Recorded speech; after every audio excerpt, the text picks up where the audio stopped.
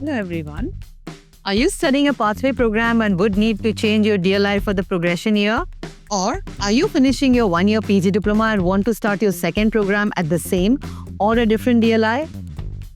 Or are you planning a progression or a different program at the same level?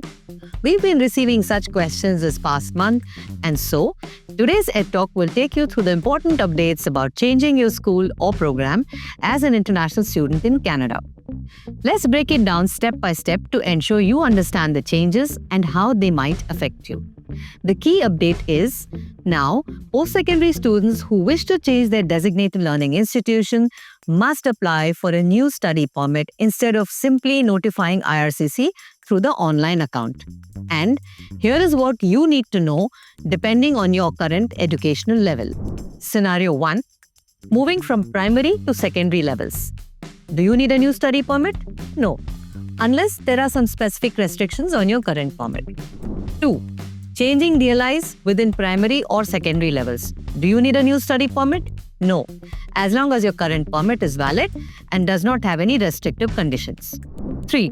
Moving from secondary to post-secondary levels. Yes. You must apply to extend your current study permit.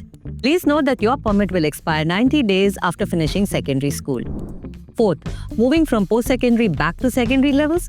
Yes, a new study permit application is required. And 5th, moving between post-secondary levels at the same DLI? No, you can continue studying as long as you meet your current permit's conditions. And 6th, changing DLIs at the post-secondary level. Yes, you must apply for a new study permit to change DLIs. Now, if you're changing your institution at the post-secondary level, you need to ensure that 1. Your new school is on the DLI list and not on the suspension list. 2. If you're in a co-op program and changing to another co-op program at a different school, you will also need to apply for a new co-op work permit. 3. Documents required would be a letter explaining why you're changing schools and documents to prove that you meet the criteria to begin studying at the new DLI. So, when can you start studying at your new DLI?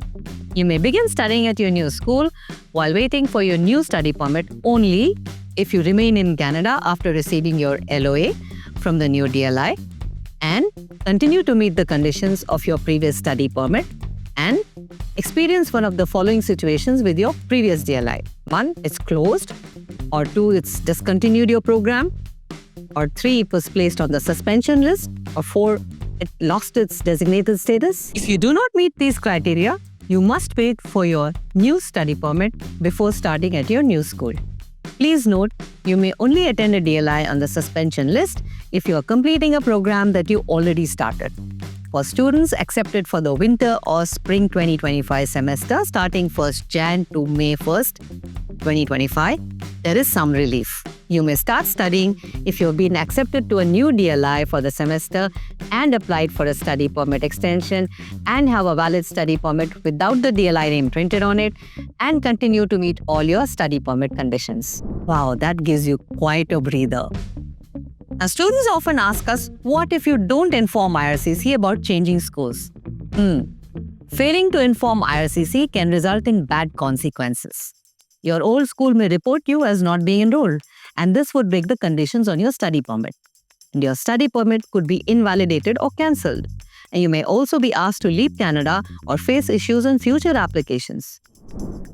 And if you're looking at Quebec, there are some special considerations like submitting a CAQ with a study permit application.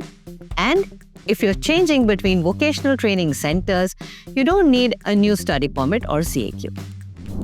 In conclusion, please maintain compliance with your study permit conditions, review your situation carefully, and follow the correct process if you plan to change schools or programs, and don't hesitate to contact IRCC or your institution's International Student Office. But do follow us on our socials and stay subscribed to our YouTube channel for the latest updates on international education through our EdTalks, EdNews, and Inside Tech.